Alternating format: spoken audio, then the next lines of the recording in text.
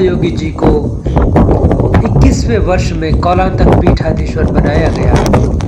योगी साधना और ज्ञान में सबसे श्रेष्ठ होने के कारण व अनेकों विद्याओं के जानकार होने के कारण। हालांकि महायोगी जी जगत कल्याण के लिए भी हिमालय छोड़कर नहीं आना चाहते थे। वो अपने महागुरु जी की सेवा में ही रहना चाहते थे। लेकिन एक दिन महागुरु ने उनको अपने पास बुलाया और कहा कि अब तो तुम कौलांतक पीठ के पीठाधीश्वर हो गए हो, सारे हिमालय के मालिक भी, अब क्या इच्छा है? महायोगी जी ने कहा कि माता पिता के लिए कुछ करना चाहता हूँ और परिवार के साथ रहूँगा, विवाह करूँगा और आपकी सेवा में हमेशा गुप्त ही रहना चाहूँगा। मैं नहीं चाहता कि कोई मुझे जाने। आज जब लोग मुझे जानते तक नहीं तो भी न जाने क्या क्या कहते रहते हैं। अगर समाज में गया तो दुष्ट आत्माओं को सहन नहीं हो पाएगा। महागुरु ने कहा, तुम्हें कैसे पता कि समाज में दुष्ट आत्माएं हैं? महायोगी जी ने कहा, मेरा अनुमान और अभी तक का साथ गलत। महागुरु ने कहा, इसी भारतीय समाज में कभी मैं पैदा हुआ था, आज तुम पैदा हुए हो, कल हिमालय किसी और को भेजेगा। समाज दुष्ट नहीं, अबोध है, जिसे हाँकते हैं कुछ गलत हाथ।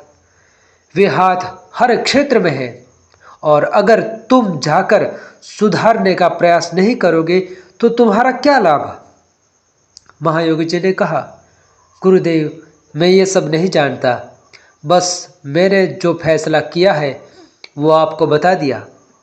महागुरु ने महायोगी जी को समझाने की हर संभव कोशिश की कि तुम्हें समाज में जाना ही होगा, लेकिन महायोगी जी ने भी कह दिया, चाहे जो भी हो जाए मैं नहीं जाऊंगा, ये मेरा काम नहीं। जब बात नहीं बनी तो महागुरु ने कहा, ठीक है, तुम्हारी शिक्षा दीक्षा पूर्ण हुई, तुम आज से मुक्त हो, लेकिन एक नियम है जो तुमको पूरा करना है। महायोगी जी ने पूछा, क्या? तो महागुरु ने कहा कि मेरी गुरु दक्षिणा।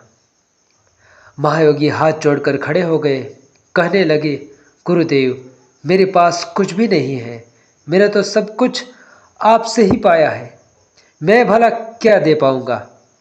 महागुरु बोले, ये तो नियम है, देना ही पड़ेगा। अंततः महायोगी को मानना ही पड़ा। महागुरु ने कहा, हिमालय का संदेश लेकर जगत में जाओ, जिस कौलांतक पीठ को लोग भूल चुके हैं उसकी गरिमा याद दिलाओ। जब तुम्हें लगे कि ये काम पूरा हो गया है तो लौट आना, लेकिन कम से कम 15 वर्षों तक मत लौटना, यही गुरु दक्षिणा है। हट फिर कर वही हुआ जो महागुरु चाहते थे। चरण स्पर्श कर महायोगी अपने घर लौटे, अपना सामान उठाया, अपने एक मित्र से 300 रुपये उधार लेकर निकल पड़े अपने कौलांतक पीठ के महाअभियान में।